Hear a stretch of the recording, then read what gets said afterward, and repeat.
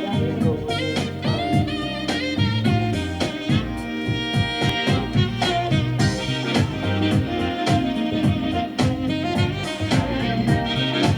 Nope.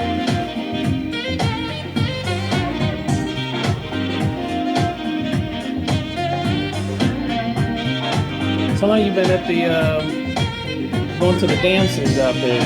I work for Impact. Oh, okay. Yeah. So we come every year. Okay. Yeah. You all going to the black tie? I don't know. I'm getting stuck with my boss, man. Okay. One of them people, brother. Yeah. I know. I don't understand her, but that's why they call my name Sweat. So stay out of that mess.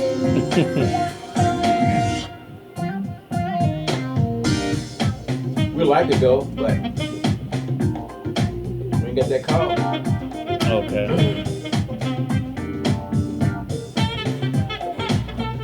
Work the slave house, you know, we got all. You talking about her? I know. I said I don't have a witness. You don't remember her? Yeah, I remember her. She came up here.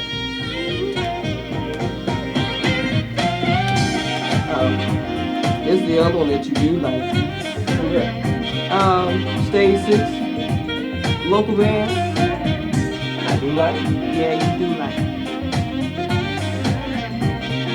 25 seconds.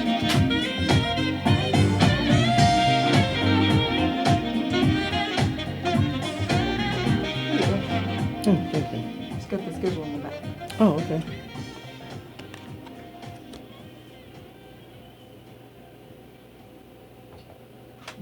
Yo, welcome back to Uncle Buck Talk Show, 88.7 here at WGBE, finest station in the area. And we are back. Yes, we're back. And we got with our main man, Davis, is here. Tell us about your business, my brother. Well, the name of my company is DLC Hope Stores and Incorporated, and we've been since 2014 of April. We've been established, and took about 2 years for the groundwork to get the transportation up and going. And the state of Indiana a little slow with the paperwork process, but it came through, and we got started in January, and we've been going ever since. We get calls every day. We provide non-medical transportation. Okay. We also contract with different day programs, different agencies in the area to provide services, and we pick them up from their homes, take them to their adult day programs. We also do doctor's appointments. We're a Medicaid provider as well, so they can look us up that way. We're also registered with Indiana 211. So we're part of their network group, and we get calls from there. So we stay very busy. Well, that's a good thing. Very, very busy. So grateful for that. So definitely. So how did you come up with this concept? That's a good question. Came up with the concept of I used to work at the post office. Okay. And shout out to those who's from the post office listening. I got tired of being chased and by the dogs and people.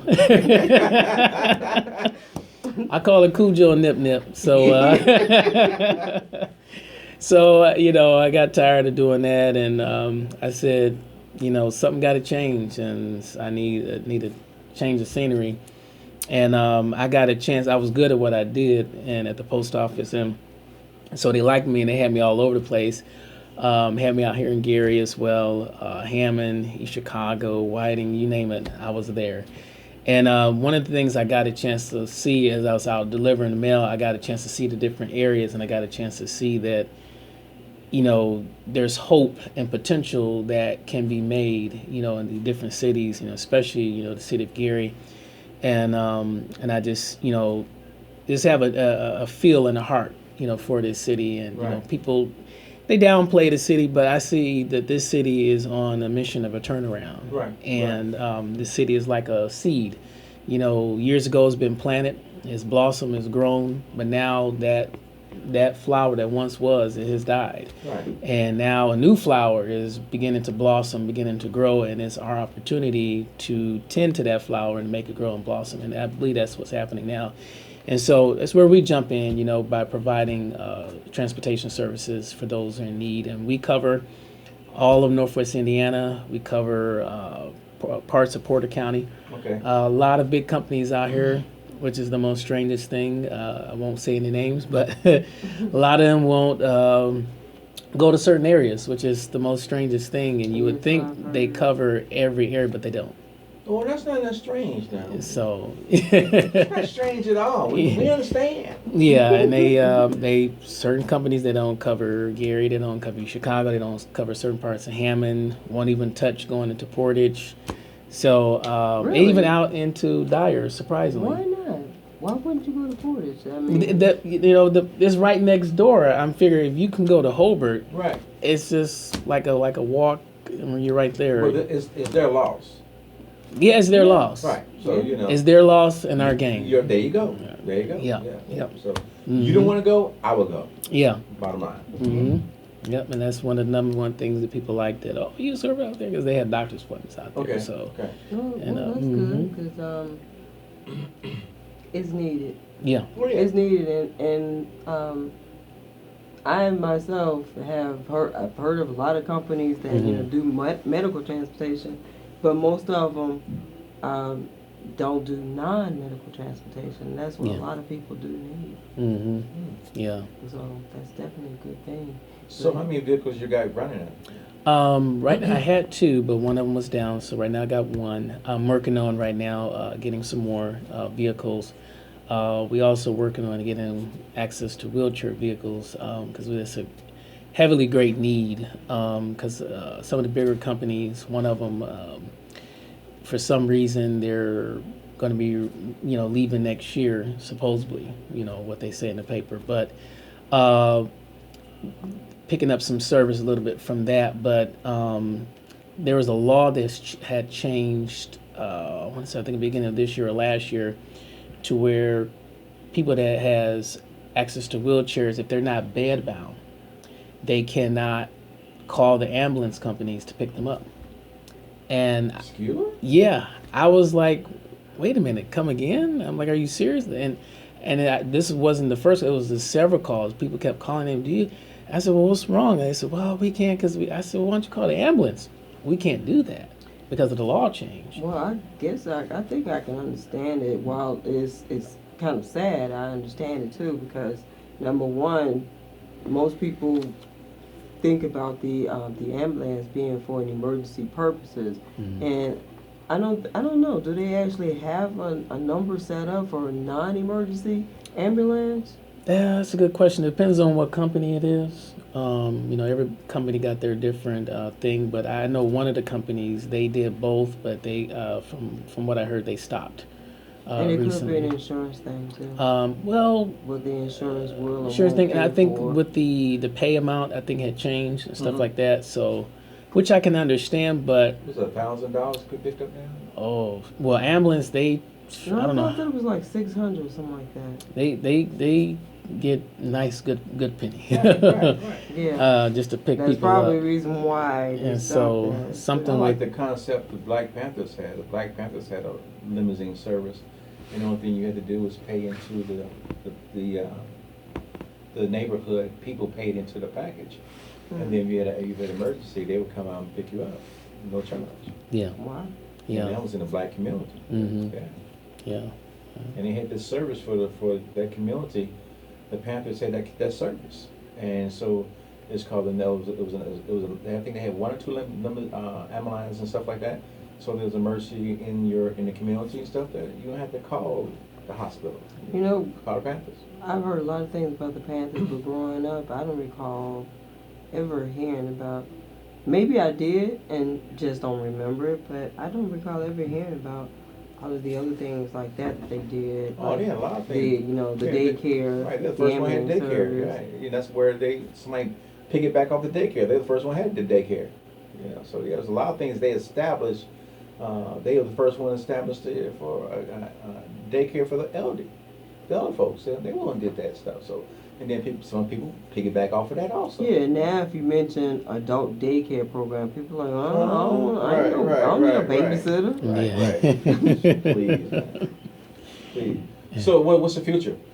The future with us is we're going to expand. Okay. And we're looking far as into next year to expand to different parts of Indiana, such as South Bend, Fort Wayne, Terre Haute, Indianapolis, and then hopefully our goal is by the end of next year we will branch into Illinois as well. So yeah, we're going to be pretty busy starting in January. So this is a family operation, or is just well, hopefully my kids, I got 2 little ones. Hopefully they may be considering willing to taking over. But we'll see. That's the way to do it, though. But, That's the way yeah. to do it. That's the way to do it. You bring them up and put them to business. Yeah, so hopefully they'll take lead and take you over. Start them young and stuff, and they automatically get there. Yeah, I'm trying with them. They busy, but I'm trying. Hey, I understand. You just gotta work them into the system. That's why I look up other religions and stuff, how they raise their kids and stuff into the business. Yeah. And I remember in the 60s where there were black owners of businesses and stuff like that, but they did not bring the kids up into the business because they felt that the kids should do something better than what they do. But if they'll bring them up into the business, then business will still be going today. So absolutely. That's one of the biggest problems and stuff. So you got grant writers and stuff to help you out? We are looking into some. Actually, we're going to take a look into some of the colleges in the area. There's some student, grant writers. Right. And there's some people that I have connections with, waiting to hear back from them and stuff like that. So, we've just been truly blessed, to get this started and up and going. And, fairly well, I'm not new to the area, but, the business is fairly new to the area and stuff like that. And we're growing. And actually, we will be doing some hiring here soon. Okay. So, definitely those who are in need of a job, definitely can check our website out at dlchope.com. You can also email at dlchopers, that's RESTORERS at gmail.com, or you can simply call 219-525-1531, and I can give you more information about that. So definitely going to be doing some hiring. And one thing about our hiring process is we're a very thorough company. We want to stand out. We do a thorough check. We do a fraud check, which is required by Medicaid. Right. Sex offender check. We do a Lake County background check. And we do a national background check. Right. So we cover all our bases to make sure we want the clients and the companies we contract with to feel comfortable, with who's driving. Yeah. And we do check, driver's licenses. We check that stuff out. And, if you had some, a little bit of issues in the past, we definitely have to take a thorough look into that. Right. So do they have to have a commercial driver's license? For some of the contracts that we are approaching, some of them are requiring to have a commercial driver's license.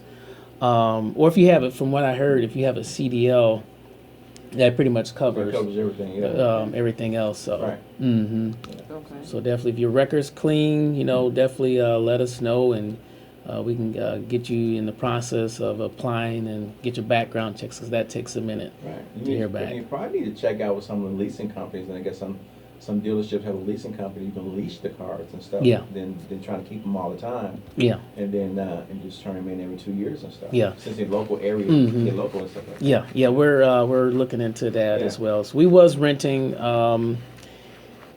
I won't say the company name, but they kind of did us in, and we was renting a van, and a 15-passenger van, and $1,500 a month. Yeah, I already know the company. Okay, Yeah. we all good. So, and then there's another bigger company. They want $3,000 just for one vehicle. Wow. I said, well, I can take that, and that $3,000, and the other company that $15,000. You can take that and get you multiple vehicles. Right. With that kind of money, I'm like, this is how you all are helping the community. You're not. Wow, That's that's like price gouging. Yeah. Right. That's what that is. My mouth dropped. I mean, seriously? You can go to a dealer, man, and set up a contract for your company, and you can lease 5 or 6 vehicles out. Yeah. You can go that way. Yeah. And then in 2-year term, trade them back in and get 4 or 5 more. Yeah. Yeah.